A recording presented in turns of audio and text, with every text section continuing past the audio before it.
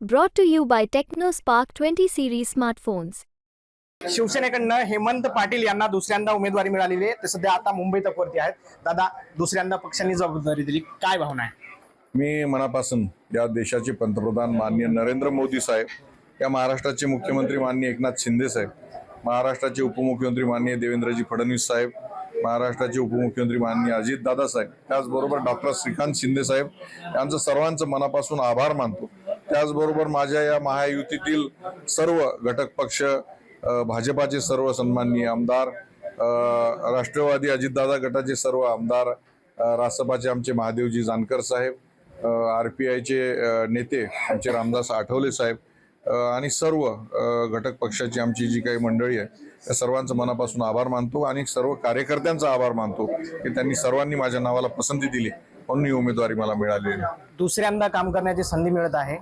यावेळेचे कुठले मुद्दे असणार आहेत प्रामुख्यानं आणि कुठल्या मुद्द्यावरती ही निवडणूक लढवली जाणार आहे? माझा जो सिंचन जिल्हा आहे त्या जिल्ह्यामध्ये सिंचनाचा अभाव होता.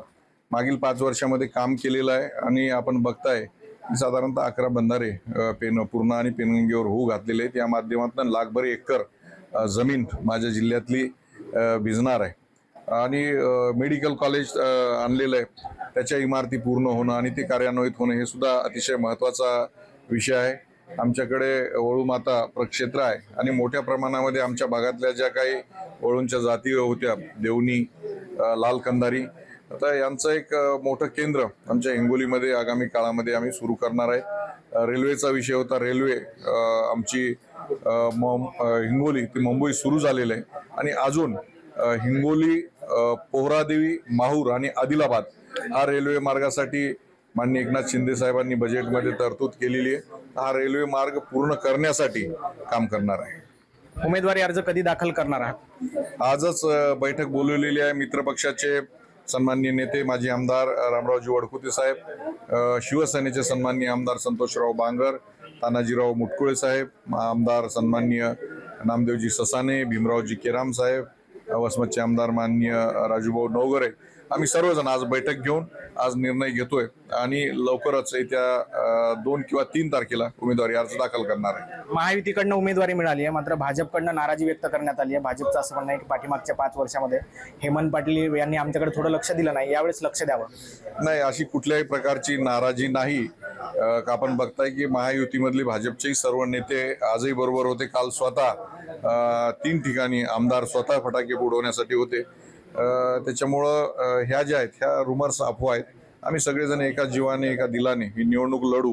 कारण ही निवडणूक हेमंत पाटील खासदार होईल की नाही याच्यासाठी नाही, ते या देशाचे पंतप्रधान कोण असावेत ही ठरवणारी निवडणूक आहे आणि या देशाचे पंतप्रधान माननीय नरेंद्र मोदी असावेत यासाठी हिंगोलीकरांचं एक मत हे निश्चित या निवडणुकीला लोकसभेमध्ये पोहोचणार. हिंगोली लोकसभेमध्ये अनेकदा काँग्रेस वर्सेस शिवसेना अशी लढत बघायला मिळत होती, मात्र आता शिवसेना वर्सेस शिवसेना अशी लढत बघायला मिळणार आहे. आपल्याला माहित आहे की शिवसेनेचा आवाज जो आहे, गर्व से कहो हम हिंदू है, आणि शिवसेना हिंदुत्वाच्या विषयावरती आजपर्यंत लढत गेली.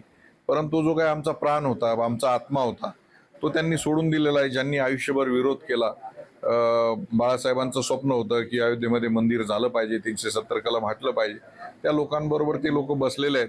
तेव्हा ज्यांच्याकडे कुठलाही अजेंडा नाही, दिशा नाही, काय करायचं याचा कुठला मार्ग नाही, अशा लोकांना लोक मतदान करणार नाहीत.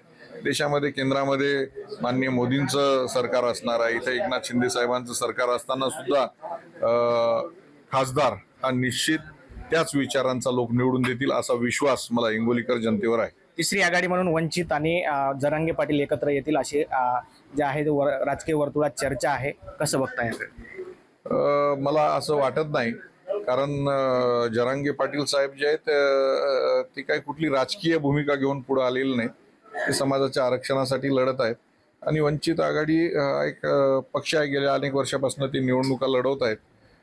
त्यामुळं मला वाटत नाही की ते आरक्षणाचा मुद्दा प्रामुख्यानं जोरात आहे, याचा फटका निवडणुकीला बसेल असं वाटतंय.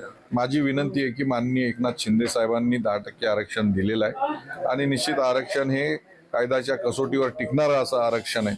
तेव्हा आंदोलनकर्त्यांना सगळ्यांना माझी हात जोडून कळकळीची विनंती आहे की आपण युतीच्या पाठीमागं उभं राहिलं पाहिजे. तर हे होते हेमंत पाटील आणि प्रामुख्यानं सिंचनाचा प्रश्न घेऊन आपण मैदानात उतरणार असं खासदार हेमंत पाटील यांनी सांगितलेलं आहे. कॅमेरा पर्सन सुदर्शनचं ज्ञानेश्वर उंडाळ, मुंबई तक, हिंगोली.